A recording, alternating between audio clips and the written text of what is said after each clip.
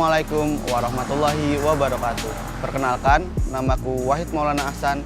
Aku adalah santri Pondok Pesantren Bahrul Makfirah. Jadi sekarang ceritanya kita akan menghadiri proses kurban yang ada di Pondok Pesantren Bahrul Makfirah. Kita mulai.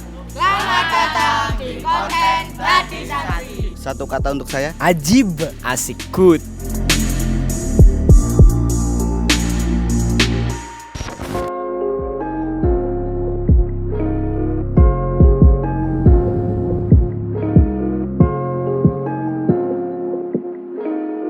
Di momen Idul Adha ini, aku ingin mengajak kalian untuk melihat suasana kurban yang ada di Pondok Pesantren Bahrul Makfirah.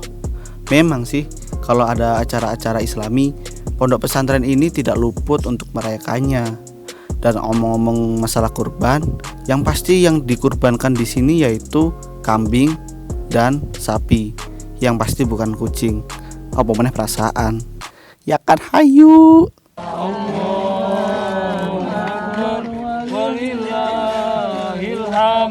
Terus Allah. Mumpung aku ada di sini, aku ingin bertanya-tanya dengan beberapa ustadz dan santri yang sedang membantu pemotongan hewan kurban. Ustadz, saya mau tanya nih, lek umpama nih hewan sing iso dikurban itu, yang bisa dikurban itu apa aja sih Ustadz? Kalau dari syariat, yang pertama yaitu unta. Kalau di Indonesia mungkin nggak ada ya. Yang kedua sapi atau lembu, itu yang kedua. Ketiga kalau ada yaitu kerbau, itu ikut kategori lembu. Dan yang terakhir itu kambing atau domba, seperti itu. Jadi yang lainnya nggak boleh. Kucing apalagi nggak boleh. Jadi kalau kucing itu tidak bisa dikorban. Tapi saya biasanya jadi korban perasaan Ustadz. Oh. Oke Rul ya, aku pengen takut-takut dulu sih. 3 hal yang setiap hari kamu pakai itu apa aja? Maksudnya? 3 hal yang setiap hari kamu pakai itu apa aja? Maksudnya ya baju. Terus kitab. Terus Masya Allah. Terus apa ya? Ya sabun, alat peralatan saat mandi setiap hari. Tapi kok kan nggak jawab otak dulu, kan nggak gaya otak. Iya.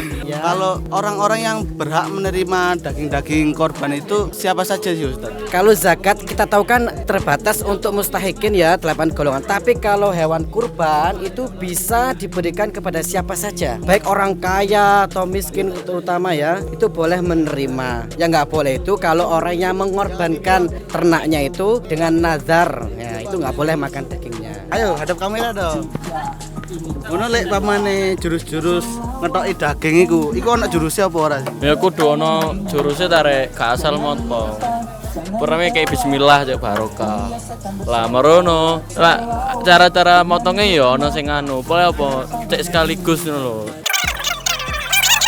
Walah ngono. Tapi kalau kita ingin kurban tapi karena ekonominya kurang mampu, jadi kita satu kelas gitu ingin iuran untuk kurban sapi atau kambing, itu boleh apa enggak sih Ustaz? Oh boleh sekali, tambah bagus itu ya. Tapi kalau yang domba atau kambing itu nggak bisa ya buat iuran, karena satu kambing 1 ekor itu hanya untuk 1 orang. Tapi kalau sapi lembu itu bisa, yaitu iuran 7 orang ya. 7 orang itu maksimal atau? Sudah itu takarannya itu maksimalnya ya segitu. Jadi 1 ekor sapi atau lembu itu buat 7 orang. Misalnya harganya 7 juta, 1 orang iurannya 1 juta seperti itu. Berarti kalau ingin iuran kambing itu jenenge untuk korban, tapi mayoran. Ya jadi ini esnya dibuat untuk teman-teman yang kerja potong agar lebih semangat. Dengan minum es akan bangkit kembali semangat, begitu Mas. Anda kalau nggak minum es ini, potong sapi itu nggak semangat. Kita akan mereview es ini ya. Kayak ada manis-manisnya. Sumpah guys, ini enak, recommended banget ini. Lee Min Ho tidak minum es ini. Kalau kita menyembelih hewan kurban itu tadi ya, itu ada batas waktu atau enggak sih Ustaz? Ada batasannya, dari usai sholat Idul Adha itu mulainya ya seperti sekarang ini, nanti sampai Yaum Tasyrik, yaitu hari-hari tasyrik tanggal 11, 12 sama 13. Selesai itu sudah nggak dianjurkan lagi atau tidak dinamakan kurban kalau menyembelih, tapi dinamakan sedekah seperti itu. Jangan lupa makan ya, kesehatannya dijaga. Tapi untuk panitia itu bisa dapat apa sih? Ya, dapat jatah harus. Jadi saya dapat jatah juga tadi. Oh, dapat jatah, iya. Sambil melihat proses penyembelihan hewan kurban bersama para santri, aku mulai penasaran.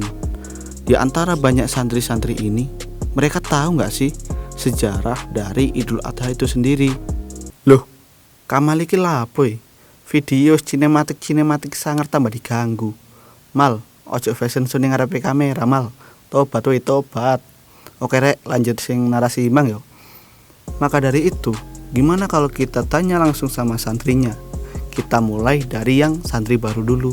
Oke teman-teman, jadi kita akan bertanya-tanya dulu. Mas, bisa diperkenalkan nama sama kelas berapa? Nama saya Muhammad Syarif Hidayatullah, kelas 7. Nama Riko Fitra Al-Jabar, kelas 7. Nama saya Ahmad Al-Fikri Ibrahim, kelas 7. Saya mau tanya nih, sampean tahu nggak sih sejarah dari Idul Adha itu sendiri, asal muasalnya? Oh, saya kurang tahu, Mas.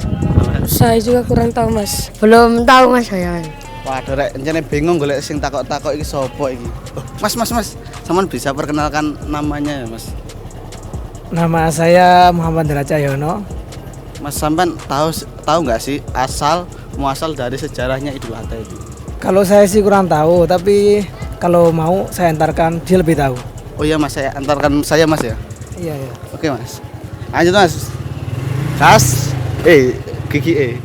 Aku pun diajak oleh Indra untuk menemui salah satu santri senior.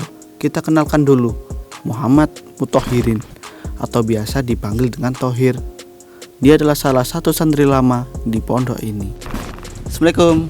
Waalaikumsalam warahmatullahi. Ini Mas Thohir ya? Ya, dengan saya sendiri. Kan tadi saya kan bilang ke Indra, katanya sampean insya Allah bisa jawab pertanyaan-pertanyaan gitu. Ini pertanyaan apa ya? Asal usul dari Hari Raya Idul Adha itu gimana sih? Oh, asal usul Hari Raya Idul Kurban ya. Oh, Idul Adha ya. Insya Allah ya, kalau kurang lebih saya tahunya gini ya. Idul Adha itu sebuah momen yang mana dulu itu ada suatu kisah. Itu Nabi Ibrahim ketika mau disuruh sama Allah membelih anaknya gitu loh. Di dalam cerita tersebut itu dikisahkan Nabi Ibrahim itu mimpi 3 kali.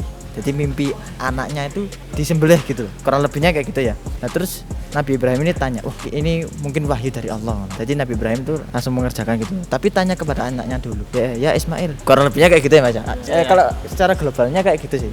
Kalau secara detailnya saya kurang tahu lah. Mungkin sama bisa tanya ke ustaz-ustaz di pondok pesantren Bahrul Mafiro. Lanjut ya. Tanya kepada Nabi Ismail. Ismail, saya disuruh Allah untuk menyembelih kamu lah. Terus Nabi Ismail jawab, kasarannya lah wong Jawa itu, monggo silakan lah sembelih lah. Kalau itu perintah dari Tuhan sembelih. Setelah itu Nabi Ibrahim sama Nabi Ismail menuju ke suatu tempat yang agak sepi lah. Tidak tahu tempat apa itu, lupa namanya. Menuju ke tempat itu mau disembelih. Tapi sebelum disembelih itu pisaunya sama Nabi Ismail suruh ditajamkan dulu. Biar apa? Biar kesakitan. Nah, habis itu menuju ke tempat persembelihan, ketemu sama iblis tapi menyamar tadi manusia. Ditanya, kamu mau kemana? Saya mau menyembelih anak saya. Ngapain kamu sembelih? Kasarnya kayak dibujuk gitu loh, dibujuk sama iblis. Ngapain kamu sembelih? Itu kan anak kamu, anak satu-satunya. Kasarnya kayak dibujuk lah. Dibujuk dengan masuk akal gitu. Dibujuk dengan emang iblis itu pinter loh Mas. Nah, makanya pinter bujuk orang gitu kan. Tapi Nabi Ibrahim meskipun dibujuk sebujuk mungkin lah, ya tetap aja Nabi Ibrahim tekad dengan apa yang diperintahkan Allah Subhanahu wa taala. Akhirnya singkat cerita langsung ke tempat persembelihan. Habis ke tempat persembelihan mau disembelih, disembelih itu pisau pelading, pisaunya. Ya, pisau lah. Pisaunya itu gak lek Jawa itu gak masa gak masa. Kurang masa. Kurang tajam. Ya, kurang tajam betul, kurang tajam ya. Kurang tajam. Nah, pisaunya tuh bukan kurang tajam ya. Itu sudah tajam tapi ke kulit Nabi Ismail itu gak ngefek. Gak ngefek. Duh, udah 3 kali itu gak masa-masa. Akhirnya sama Allah diganti dengan domba. Nah, jadi sampai sekarang ini tradisinya sembelih domba, kambing, sapi itu juga. Berarti itu asal-asal dari Idul Adha sendiri itu ya? Ya, kurang lebih kayak gitu. Tapi kalau misalnya sampean mau tanya lebih detail lagi ya tanya ke ustaz-ustaz di Pondok Pesantren Mafiro. Oh iya Mas, makasih Mas ya. Ya, sama-sama. Jadi setelah saya mendengar sejarah dari Nabi Ibrahim alaihissalam, bisa disimpulkan bahwa keikhlasan dan ketaatan Nabi Ibrahim alaihissalam itu digantikan oleh Allah dengan begitu banyak keberkahan. Semoga dari kisah tersebut bisa menjadi inspirasi untuk kita semua untuk berbuat ikhlas dan taat kepada Allah Subhanahu wa taala. Selamat Hari Raya Idul Adha 1441 Hijriah. Tetap saksikan konten-konten dari santri selanjutnya. Oke, jadi kita akan mewawancarai sebuah kambing. Kambing, do you ready to lose?